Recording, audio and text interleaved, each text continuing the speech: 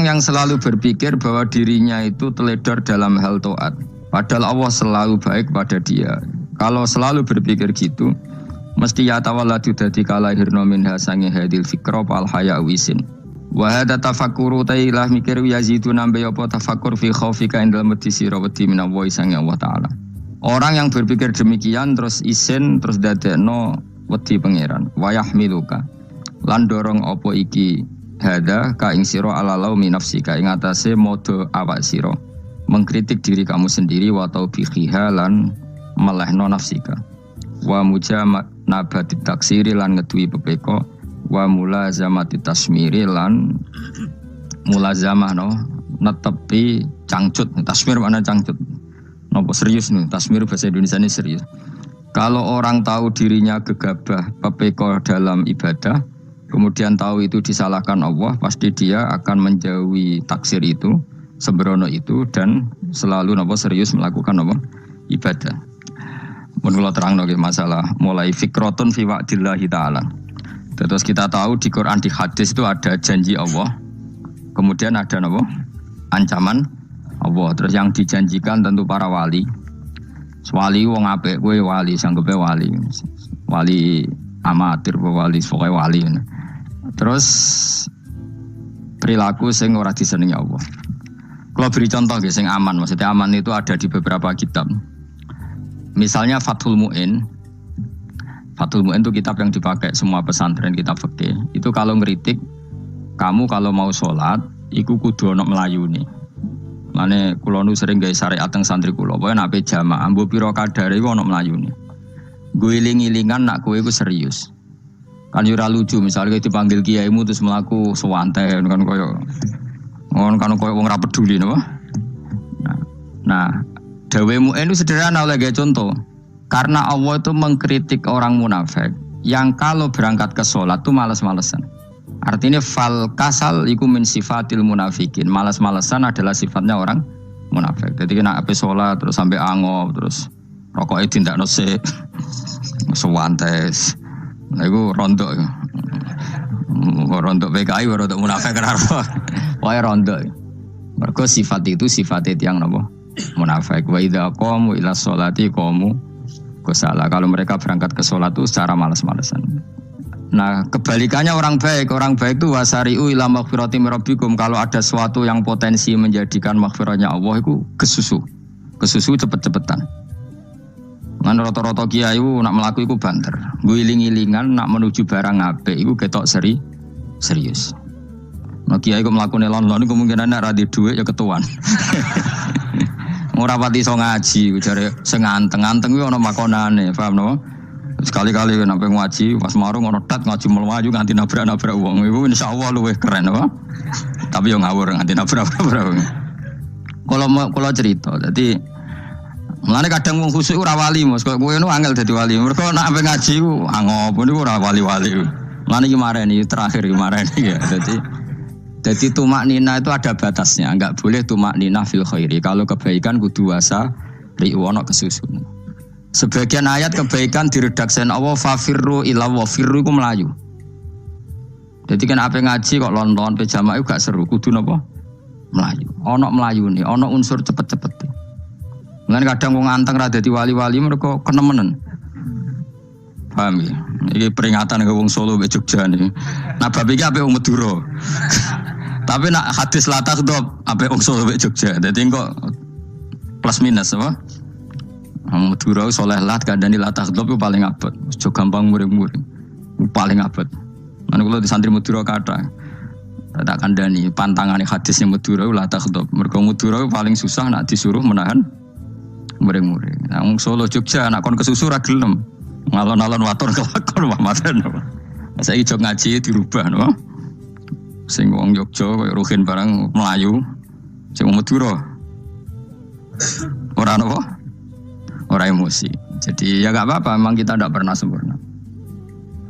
Nah, kula wong Pantura ra seneng misok wong Pantura niku. Mergo belah no. Tapi ini penting kula aturno. Makanya ndak ada ibadah yang Nabi itu tidak kesusu. Bahkan saking kesusunya Nabi itu pernah ada kejadian dan ini enggak bisa ditiru secara fikih. Saya ulang lagi ini enggak bisa ditiru secara fikih. ada air itu kira-kira ya hanya sekitar 100 meter. Tapi saya ulang lagi, ini nggak bisa ditiru secara fikih. Nabi itu tidak wudu, tapi tayamum yang dekat sama debu di dekat kamarnya Nabi. Itu riwayat yang memang nggak bisa ditiru, tapi harus dibenarkan. Ketika Nabi ditanya, kenapa engkau tidak menuju air itu? Jadi, saya tidak yakin sampai air itu. Padahal saya kesusu nang suci. Jadi saking inginnya Nabi nang suci itu sudah yang dekat tayamum saya tayamum. Tapi saya ulang lagi, ini nggak bisa ditiru secara fikih. Karena kamu tidak akan hadir kayak Nabi. Makanya ini tak peringatkan kamu kan tidak akan hadir. Meniru aku kira iso, meniru Nabi itu baru iso. Iso Gus nak niru yang jajal mau kitab koyo aku nak melengkar kabeh. Jadi Nabi pernah ngalamin itu ya. Jadi itu nggak sampai 100 meter ada air. Mungkin nggak sampai 50 meter bahkan. Tapi Nabi itu pas panik. Mungkin saking hadirnya pada Allah ingin posisi suci. Itu tayamum. Ketika ditanya al-amru asra'u min dzalik. Urusan bisa lebih cepat timbang itu. Saya pernah ngalami seperti itu tapi tidak se ekstrim tayamum. Wudu pakai aqua, pakai. Jadi saya pernah di mobil, kemudian saya pas usul, mobil tak suruh berhenti, terus saya wudu pakai air aqua. Padahal ya dekat masjid, ya dekat. Karena kadang tadi kepanikannya orang-orang dekat Allah itu beda. Itu pokoknya butuh asro, butuh melakukan sesuatu yang cepat. Ada contoh lagi yang lebih ekstrim. Ada ulama punya baju dua, karena orang Arab kalau pakai pakaian kan celana, terus sarung, baru jubah. Makanya orang Arab itu biasa pakai lafaif berlapis-lapis pakaiannya. Ya maksudnya pas kondisi ideal itu biasa lafaif. Ya kayak saya misalnya kan nggak pakai kaos karena orang priayi kan mesti pakai kaos baju. Cuma saya tidak pernah pakai jas, dianggap nganten malah repot. Kalau disungkan, kalau di jas kuat kan. Gara-gara dianggap kiai rata-rata nak ngaji kan aku jas. Karena jaluk kan nggung nyai.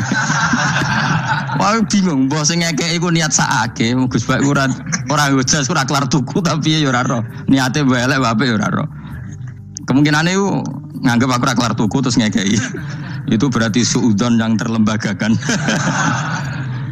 Kemungkinannya ya saking takdime wae kepengin kiai ini duwe jas.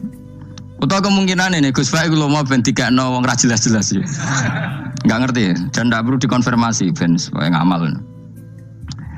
Lah kiai ini lagi wudu, wong Arab lagi adus ning hammam. Hammam itu pokoknya di sini kan ono pemandian umum sekarang sama lah di. Pas di pemandian umum itu beliau ditunggoni santri nih, mulai dulu ya memang ada adat ya kalau kadang kiai tindak itu di daerah santri nih. Aku ragam daerah Mustafa lah mlakune gede malah loro kabeh. Jane bandara itu sing roh terminal A1 ya aku, dekne tiket ya aku liku derekno malah aku sing derekno akhirnya. Sembrono. Seloro kabeh diten. Opo ora ro. Swarga ya ora ro, dekne sampeyan nak tuntun ya ora ro. Singkat cerita, si kiai tadi dengar, fulan saya minta baju karena yang miskin ini di dalam kamar mandi itu mestinya ya udah. Kiai sudah di kamar mandi, itu bilang ke santrinya, Jong baju itu kasihkan satu sama yang minta tadi. Terus kata santrinya, ya Syekh, halla badaan gosal tambok kamu jangan ke susu, kamu mandi dulu, engkau mandi dulu baru ngasih. Terus kata beliau, hati saya pas itu ingin ngasih. Setelah mandi saya selesai, mungkin hati saya sudah rubah, tidak ingin ngasih. Jadi cepat itu imma takut mati sehingga kamu tidak sempat melakukan kebaikan, wa imma takut rubah. Takut rubah. Kan iso wae pas adus karena mungkin lagi seneng-senenge kena banyu, lomo. Barang-barang adus medit. Kan yo ora roh. Ana pas lomo lakoni wae engko kan iso medit. Atau pas sampai lomo wis mati. Potensi jadi kita ini mengejar waktu mati dan mengejar berubahnya pikiran Berubahnya pikiran. Pokoknya walhasil dalam semua kebaikan teksnya Quran itu fafirru ilallah, lari. Firor itu maknanya apa? Itu yang saya minta lah. Jadi tradisi tertentu. Tapi memang tradisi tumak nina itu bagus. Saya hormat sama orang Jogja, Solo, Magelang itu hormat. Tradisi tumak nina itu bagus. Tapi kadang kenemen. Karena ada momen di mana kita harus ke susu. Misalnya kebakaran kan ke susu. Kalau takut kebakaran saja kita harus ke susu, apalagi ini kebakaran rokok kudu spring itu lari. Ya, jadi ini kita harus fair. Makanya guling-gilingan. Saya tuh kalau manggil santri kok kurang lari itu tak marahin. Bukan karena saya ingin bikin syariat.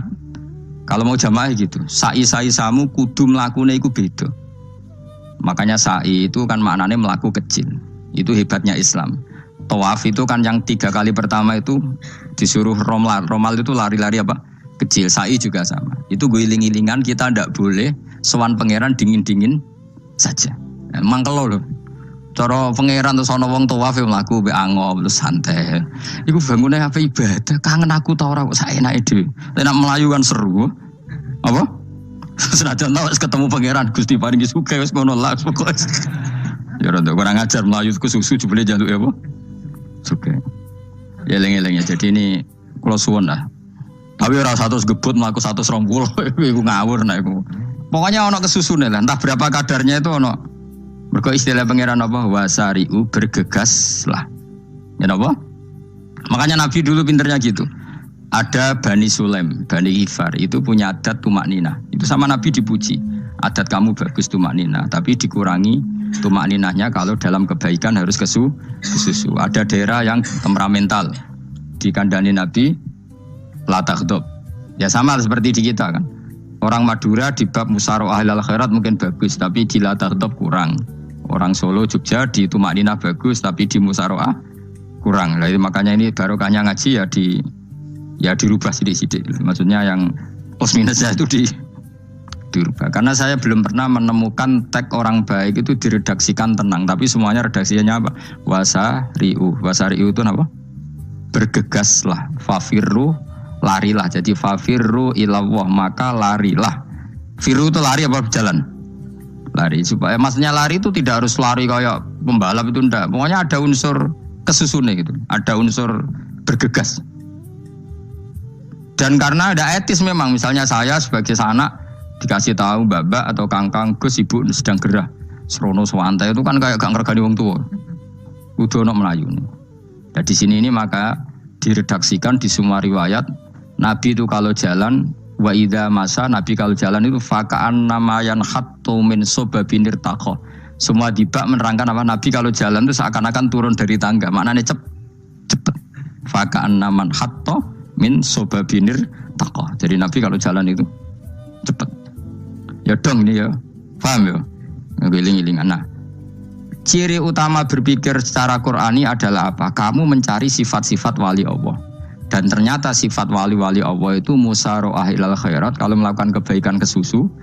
Dan sifat orang munafik itu kalau melakukan kebaikan bermalas-malasan. Wa idza qamu ila sholati qamu kusala. Sehingga kata Fathul Mu'in, kalau kamu sholat kudu ono kesusune, ono nasate. Guling-gilingan kamu biar tidak berkategori munafik. Karena orang munafik kalau wa idza qamu ila sholati qamu kusala. Kalau sedang mau sholat malas-malasan.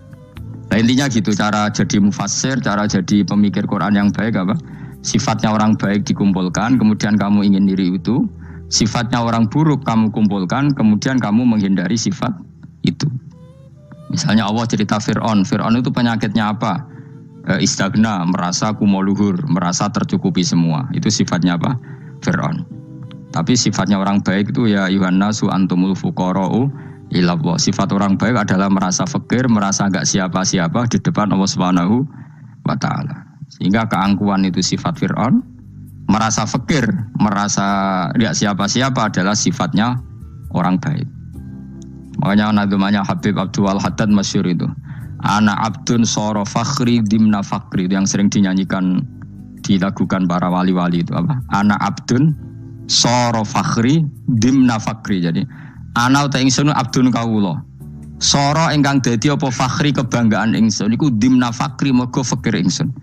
Jadi saya ini hambamu ya Allah, yang sebagai kebanggaan saya adalah saya selalu butuh kepada Engkau. Karena ciri utama orang jelek adalah hidup seakan-akan enggak butuh sama campur tangannya Allah Subhanahu wa taala. Kalau saya punya uang pasti senang, punya jabatan pasti senang.